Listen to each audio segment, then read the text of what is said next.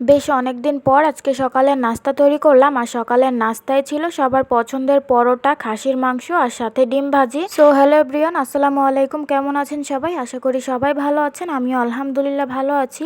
তো বেশ অনেক দিন তো বাড়িতে ছিলাম, আর বাড়িতে তেমন একটা নাস্তা তৈরি করা হয় না, ভাতই খাওয়া হয়। আর বাড়িতে গিয়ে আমি তেমন একটা কোনো ভিডিও করতে পারিনি, যার কারণে আপনাদের সাথেও কোনো ভিডিও শেয়ার করতে পারিনি।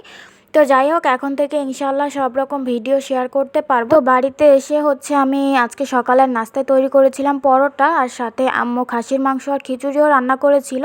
কিন্তু ওইটা দুপুরে খাবে, আর সবাই বলল যে পরোটা খাবে, এই জন্য পরোটাগুলো বানিয়ে নিলাম। আর সঙ্গে মুনিয়ার বাবার জন্য একটা ডিম ভেজে নিলাম। যেদিন পরোটা বানাই সেদিন তার ডিম লাগবেই, যদি সাথে মাংস বা অন্য কিছুও থাকে। তারপরেও তার ডিম ভাজি লাগবেই, কারণ ডিম ভাজি দিয়ে পরোটা খেতে সে অনেক বেশি পছন্দ করে। তো যাই হোক, আমরা খাসির মাংস দিয়ে খাবো, আর এদিকে তার জন্য একটা ডিম ভেজে নিচ্ছিলাম। তো ডিমটাও উঠিয়ে নিলাম, আর বেশ কয়েকটা পরোটা বানিয়েছি যেহেতু সবাই মিলে খাবো।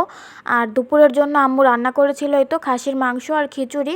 আগেই রান্না করেছিল, সকালে খাওয়ার জন্যই রান্না করেছিল, কিন্তু সকালে আর খিচুড়ি মাংস খাওয়া হয়নি। দুপুরেই আমরা সবাই খিচুড়ি দিয়ে আর খাসির মাংস দিয়ে খেয়ে নিলাম। তারপরে বিকালের দিকে ভাবলাম যে একটু শুটকি রান্না করি। শুটকিগুলো আমার নানির হাতেই তৈরি করা, কারণ আমার নানিরা আবার শুটকি মাছ কখনোই কিনে খায় না। ওরা সবসময় বাড়িতেই মাছ শুকিয়ে তারপর শুটকি মাছ তৈরি করে। তো যাই হোক, শুটকিগুলো আমি একটু পানি দিয়ে সিদ্ধ করে নিলাম।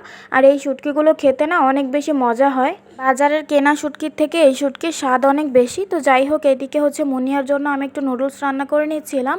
তো ডিম ছিল না, যার কারণে আজকে শুধুমাত্র নুডলস সিদ্ধ করেই দিলাম, ডিম ছাড়া আর কি। আর বাড়ি থেকে আমরা কচু নিয়ে আসছিলাম আসার সময়। তো কচুর গোড়াগুলো কিন্তু একদমই খাওয়া যায় না, মানে সিদ্ধ হতে চায় না। তো ওইগুলো আবার আলুর মতো করে কুচি কুচি করে কেটে যদি রান্না করা হয় তাহলে কিন্তু বেশ ভালোই লাগে। ফেলে না দিয়ে এভাবে রান্না করেই আমরা খেয়ে ফেলি। তো এদিকে চিংড়ি মাছ দিয়ে আর একটু ঝাল পেঁয়াজ আমি ভালোভাবে কষিয়ে নিয়ে এখন ওই কচুগুলো আমি কুচি কুচি করে কেটে সাথে 2টা আলু দিয়ে ভালোভাবে একটু নেড়েচেড়ে এখন মিশিয়ে নিলাম, দিয়ে ভালোভাবে একটু ঢেকে দিলাম। এভাবে ভাজি করলে সিদ্ধও হয়ে যায় আর বেশ ভালো লাগে। আরেক চুলায় আমি একটা কড়াই দিয়ে দিলাম, এখানে একটু শুটকি মাছ ভুনা করব। তো এখানে বেশ কিছু কিন্তু পেঁয়াজ দিয়ে দিলাম।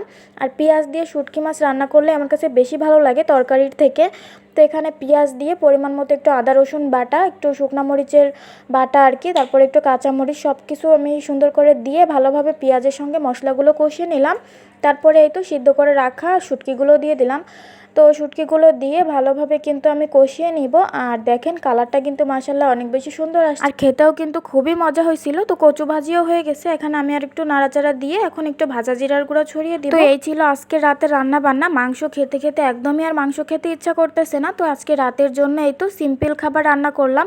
তো আজকের মতো এই পর্যন্তই। আল্লাহ হাফেজ।